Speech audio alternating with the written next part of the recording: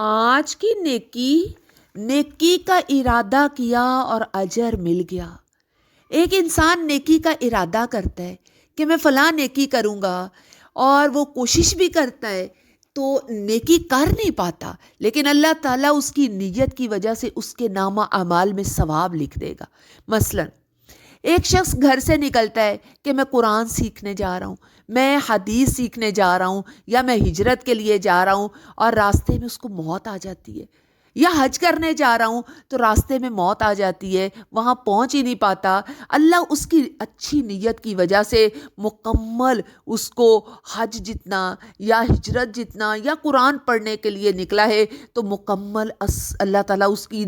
اچھی نیت کی وجہ سے اسے ثواب عطا کر دے گا۔ اللہ تعالیٰ نیت کی وجہ سے اجر و ثواب عطا کرتا ہے۔ بندہ نیکی کا ارادہ کرتا ہے، لیکن اگر کہیں کسی سستی کی وجہ سے نیکی نہیں کر پاتا یا کوئی ایسی مجبوری آ گئی نیکی نہیں کر پایا، لیکن اس کے نامہ اعمال میں اجر لکھ دیا جائے گا۔ مثلا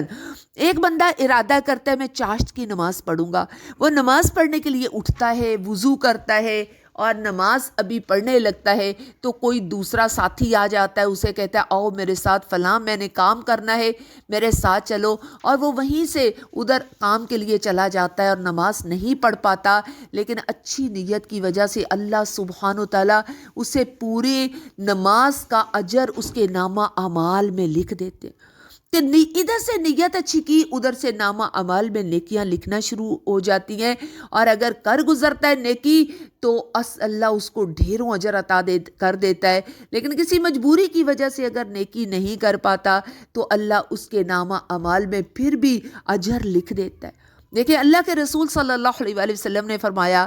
جس بندے کے پاس مال نہ ہو اور وہ دین کا کام کرنا چاہتا ہو، دوسرے بندے کو دیکھے فلاں کے پاس مال اور فلاں بندہ اتنے دین کے کام کر رہا ہے اور مال خرچ کر رہا ہے، کہیں غریبوں مساکینوں کے لیے مال خرچ کر رہا ہے، اور وہ دل میں نیت کرتا ہے کہ اللہ مجھے بھی اتنا مال دے، میں بھی اسی طرح تیرے دین کی خدمت کے لیے، تیرے غریب اور ضرورت مندوں کی خدمت کے لیے مال خرچ کروں گا۔ اب اس اچھی نیت کی وجہ سے اللہ سبحانہ و تعالیٰ جو قیامت کے دن اجر اور درجے اس بندے کو دے گا جس نے مال خرچ کیا، اور ساتھ ہی اس کو بھی دے دے گا اتنا ہی اجر جس نے اچھی نیت کی، کیونکہ دونوں کی نیت اچھی تھی۔ اسی طرح اگر ایک بندہ برائی کر رہا ہوتا ہے، اپنے مال کو گناہ کے کاموں میں، برے کاموں میں خرچ کر رہا ہے، اور دوسرا بندہ کہتا ہے یا رب مجھے بھی مال دے اور میں بھی ایسے ہی مال خرچ کروں گا فلاں فیشن، فلاں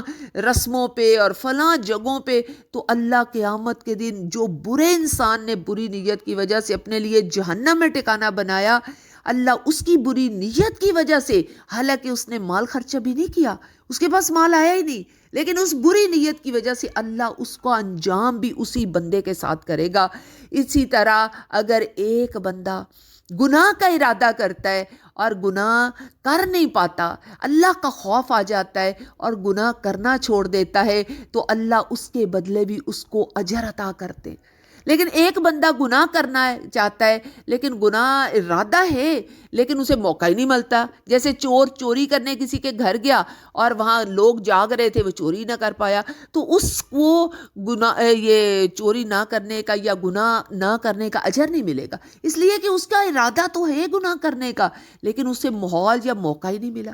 تو جو اچھی نیت کرتا ہے اس کو اچھی جزا ملتی ہے، اور جو بری نیت کرتا ہے اسے بری جزا ملتی ہے۔